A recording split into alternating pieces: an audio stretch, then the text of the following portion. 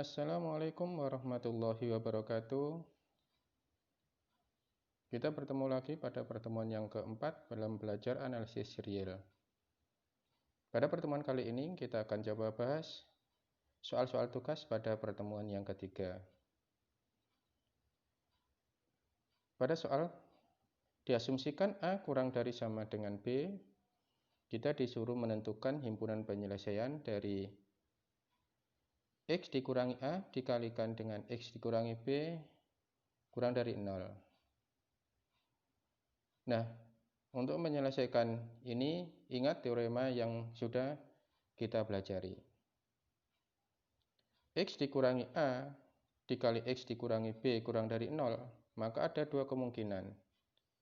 Yang pertama, X dikurangi A kurang dari 0 dan X dikurangi B lebih dari 0. Yang kedua, X dikurangi A lebih dari 0 dan X dikurangi B kurang dari 0. Dari dua kemungkinan ini, kita coba selesaikan masing-masing. X dikurangi A kurang dari 0, maka kita peroleh X kurang dari A. Dan X dikurangi B lebih dari 0, maka diperoleh X lebih dari B. Dari X dikurangi A kurang dari 0, maka kita peroleh himpunan penyelesaiannya adalah ini. X kurang dari A. Dan X dikurangi B lebih dari 0, maka kita peroleh himpunan penyelesaiannya ini, yaitu X lebih dari B.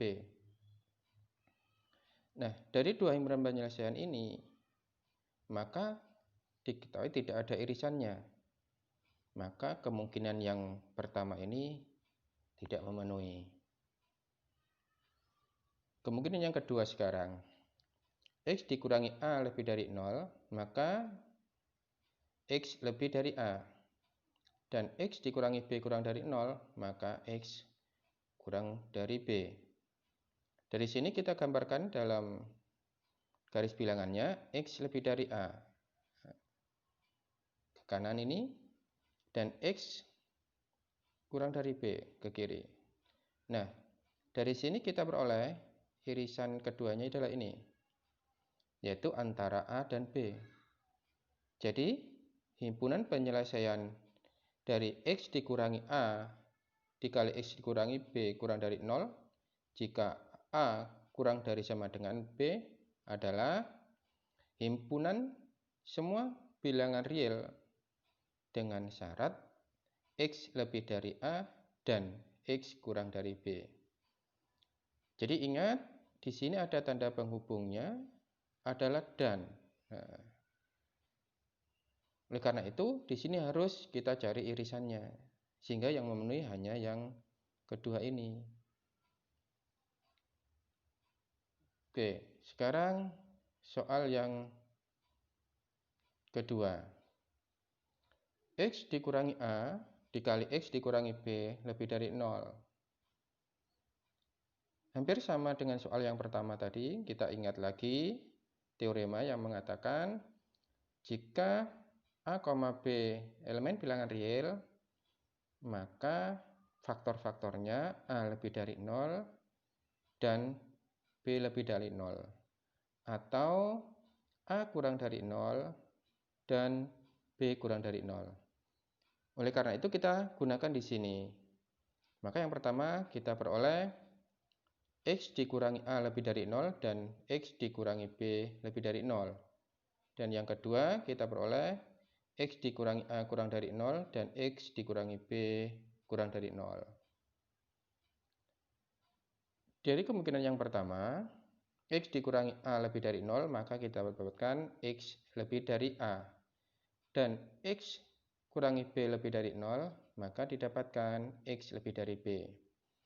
Nah, dari sini kalau kita gambarkan dalam garis bilangan, kita peroleh ini A lebih dari 0 dan B lebih dari 0. X lebih dari A dan X lebih dari B. Maka kita dapatkan irisannya adalah ini. Yang kedua, X dikurangi A kurang dari 0 dan X dikurangi B kurang dari 0. X dikurangi A kurang dari 0, maka kita dapatkan X kurang dari A. Dan X dikurangi B kurang dari 0, maka kita dapatkan X kurang dari B.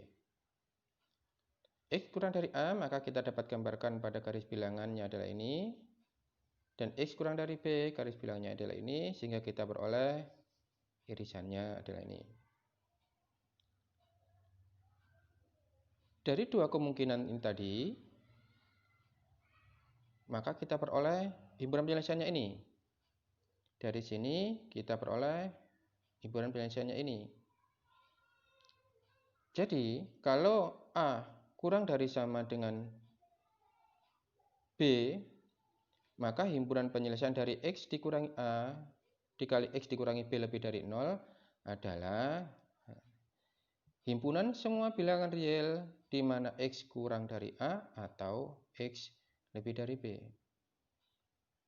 Jadi, perlu saya tekankan lagi, ingat, ada tanda penghubung ini. Sehingga himpunan penyelesaiannya adalah kita cari irisannya. Ini yang pertama, ini yang kedua. Irisan yang pertama mengakibatkan X lebih dari B, yang kedua mengakibatkan X kurang dari A. Itu untuk menyelesaikan soal yang kedua. Kalau ada 3 suku, X dikurangi A dikali X dikurangi B dikali X dikurangi C kurang dari 0, maka caranya sama. Harus kembalikan pada teorema. Ada berapa kemungkinan di situ untuk menyelesaikannya. Baik, pada pertemuan ini saya hanya membahas soal yang pertama. Soal yang berikut-berikutnya kita diskusikan melalui forum yang ada di e-learning. Begitu pula, silakan dipelajari berkaitan dengan sistem bilangan real untuk materi nilai mutlak. Materi nilai mutlak itu nanti akan menjadi dasar kita untuk belajar kepada limit barisan dan limit fungsi.